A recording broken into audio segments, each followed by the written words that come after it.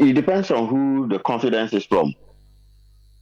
When it comes to the our creditors, those we owe money for whom we need to pay, they are getting some confidence to the extent that now that we are under the terms of the IMF will definitely make sure we pay that money. They've lent us so far 3 billion. We've got 600 million. That's supposed to put us in a position where we are able to pay our debts. Let's not kid ourselves. That is the predominant benefit that we will get from this, our ability to pay some of the debts that we have. When it comes to the local sentiment, I'm not too sure that the Ghanaians in general are getting any better confidence than they had before. Why? Because the same IMF deal, whilst helping us to pay off the debts of our foreign creditors and local creditors, is also visiting more pain on Ghanaians. So when we are told that our utility prices will be going up, and indeed we have seen it go up and it will continue to go up some more under the IMF deal, when we are told that flagship programs like 1D, 1F, granting for food and all those stuff are going to be streamlined, which is a byword for cut.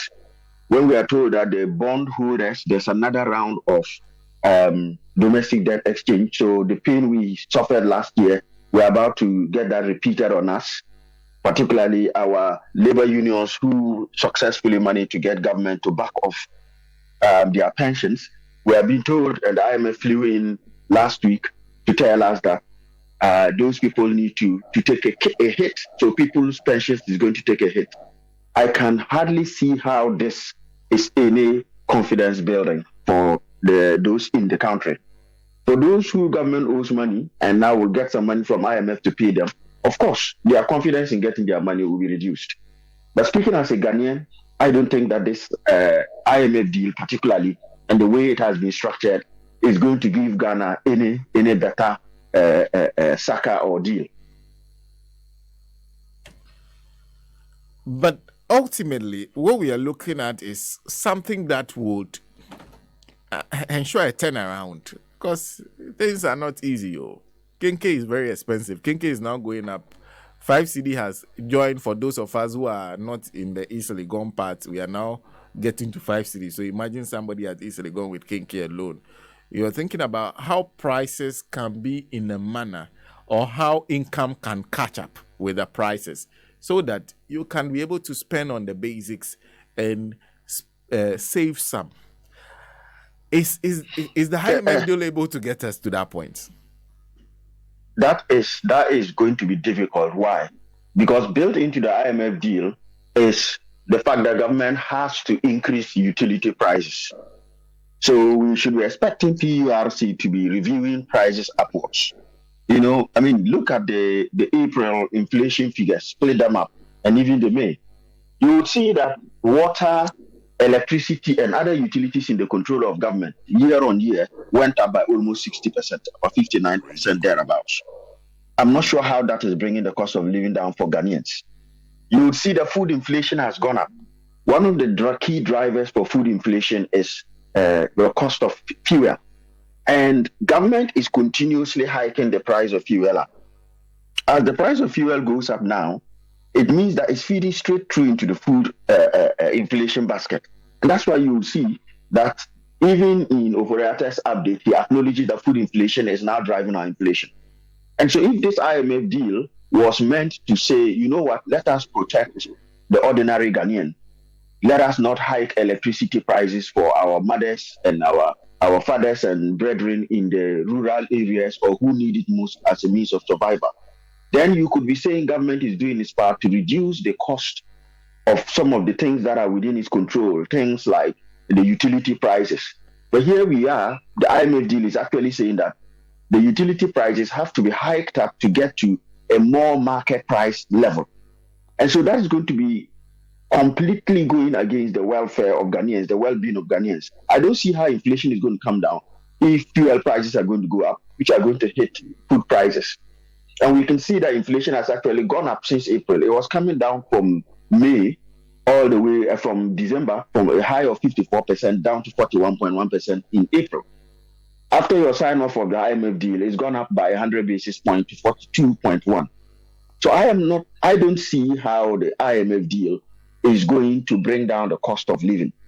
Maybe other factors may come in. Maybe its long-term impact on our ability to service our debt, which will reduce the pressure on the city, because $600 million is mainly meant to shore up the city, go straight into our government account at Bank of Ghana, increases our reserves, and gives the city a respite.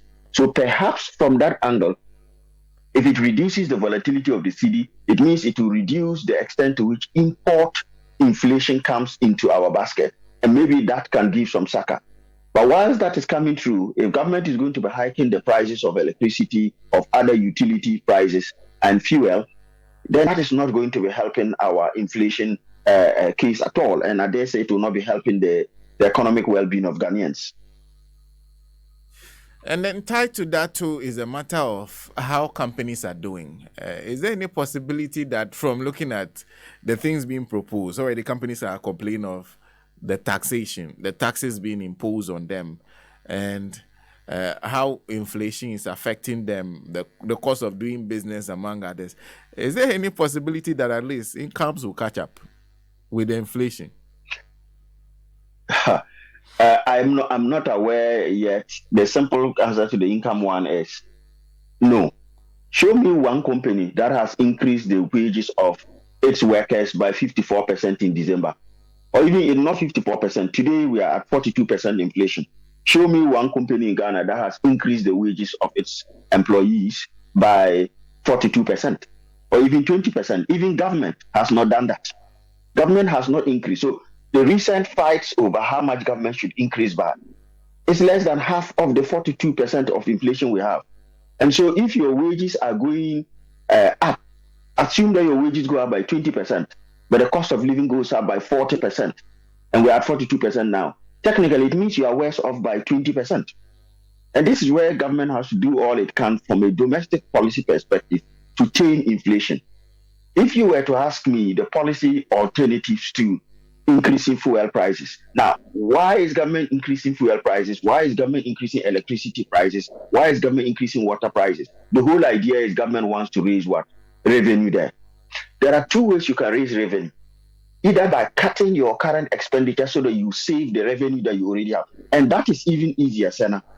If you are giving me an allowance of 100 cedis a day, and I always save, say, 10 cedis, and I want to increase the amount I save by, say, to 50 cedis, I've got two options. I can either come to you and ask you to give me an extra 40 cedis, so that you are now giving me 140 cedis, and then I can continue spending my 90 cedis and save 50 cedis.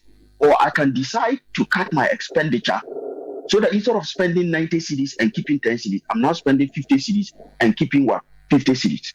So it's easier for me, it's within my immediate control to cut my expenditure, especially frivolous expenditure, so that I can make those savings than going out to increase prices. And the other element is when you increase prices, people will reduce consumption. So you think that you're increasing electricity prices or water prices to be able to get more money. But as you increase it, people reduce consumption. So the amount you targeted you were going to get will come down. I think e-levy taught us that lesson. You put it there, people will withdraw from using it. But if government, there are so many wasteful expenditures, even in our 2023 budget, that government could have simply pared back. And if government did that, a lot of the savings the IMF is asking us to do, we can get there. No, I am always for raising more revenue. But in a situation where everybody is struggling, you don't go to try to make their situation worse in the name of raising revenue. The kind of situation we are in Ghana, any Western country that gets itself into that situation, they are usually told, reduce your taxes so that people will be able to boost consumption and you'll be able to collect more revenue. In our case, we are in a serious situation, and what is the solution? Increase the taxes to take more out of the little that the people have. And this is why it never works. You know, these kind of austerity measures often do not work in our part of the world.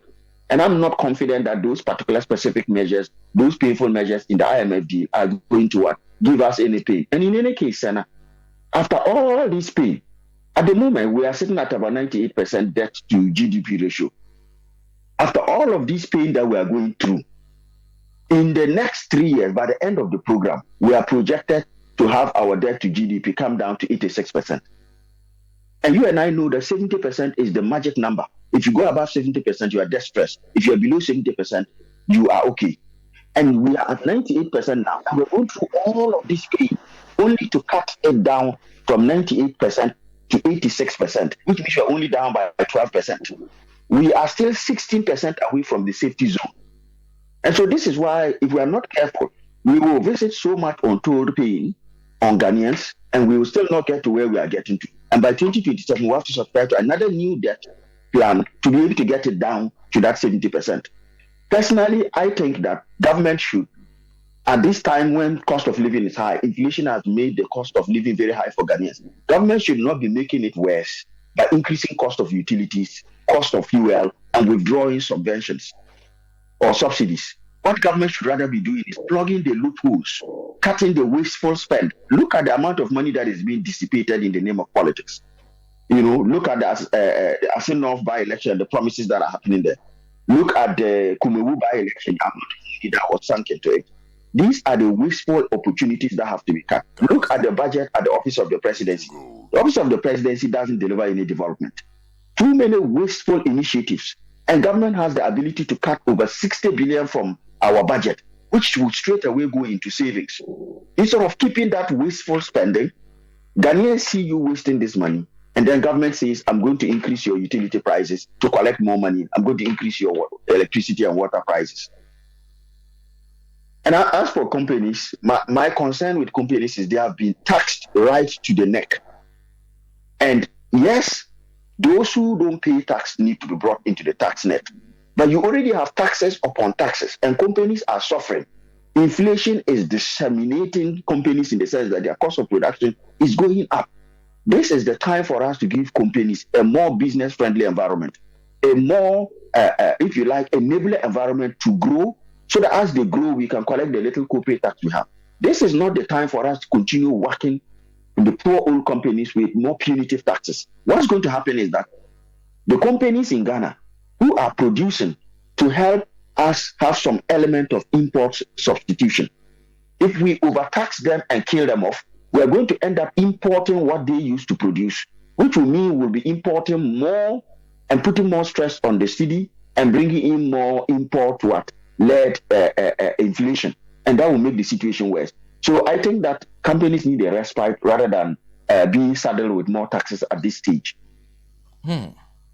So ultimately, who does this work for? Because I've been wondering, this whole IMF arrangement, is it going to work for me, the ordinary citizen? Would it work for the companies who are involved, the private people? Would it work for the small group of people who call themselves the government? Or it will work for our external, those who lend us money? Who will it work for? So thank you very much. And I encourage some of the listeners to listen to a very famous economist, progressive economist, who was the former finance minister for Greece, when Greece went through a rougher patch that Ghana is going through now, Yanis Varoufakis. When you analyze the kind of deal that we have received, you would only come to one conclusion. One, it benefits those who hold government of Ghana debt. Because if we were to default, it means that all those international companies that bought our Euro bonds, sitting in London, sitting in New York, sitting in Brussels, they won't get their money. Now, bear in mind that these companies invest in our Euro bonds from various pension funds. So as I sit here and I work and I put my pension into a certain pot, that pension provider invests in emerging market bonds. Because bear in mind, our bonds command some of the highest interest. The last successful bond we issued commanded almost 20% interest. You will not get anything up to 10% of that in this country. UK government bonds are trading at somewhere between 1 to 2%. German bonds sometimes are even trading at negative interest rates, right? The confidence in there. So if you are a pension house in this country and you want to be able to invest the pensions of people you've collected and make more returns, more profits for them so that you can pay them a lot more, you invest in emerging markets, the likes of Ghana. So if you were to invest in our last bond of Oriata issued 2-3 years ago at 20%, for every $100 million you invest there, you'll be getting $20 million every year. That's bumper profits. And so if Ghana then defaulted, it means that that pension house was not only going to cease to get its 100 million back, but the 20 million interest was going to get it back.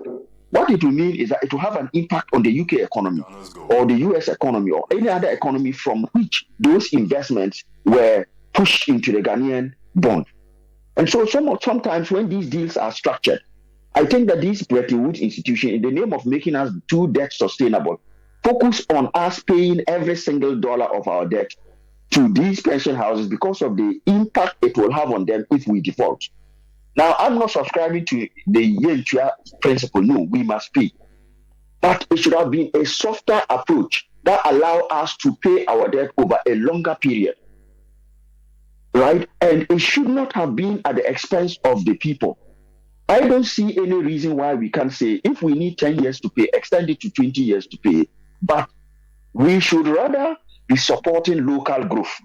We should be taking initiatives in Ghana that reduce the cost of living of Ghanaians so that our local economy can grow and we're able to make some more surpluses to pay the debt. But this particular deal is meant to make sure that we in the country suffer all the pain and the investors take all the gain.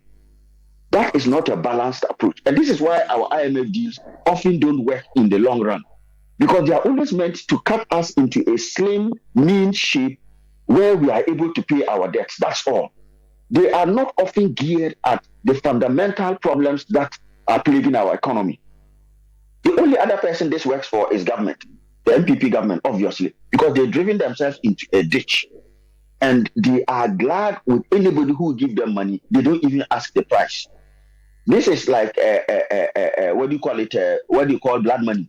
They will draw their blood out for whoever is available to give them money just to survive. The people who are losing out are the good people of Ghana. And we'll be witnessing that over the next couple of days. If Oforiatta goes ahead with the cuts that he's expected to make, no, the increases he's expected to make in utility prices, fuel prices, we don't need anybody to tell us that the more they increase those, the more it's going to feed into inflation, which will make Ghanaians worse off. And those taxes are going to lead to more unemployment, to make the 13% unemployment we have worse. Because if you are an employer and your cost of production goes up, you will have to reduce the number of people working to be able to cope if you don't go out of business. Either way, somebody will lose their job. If you reduce your number of employees, somebody is out. If your company collapses, the entire employee workforce is off.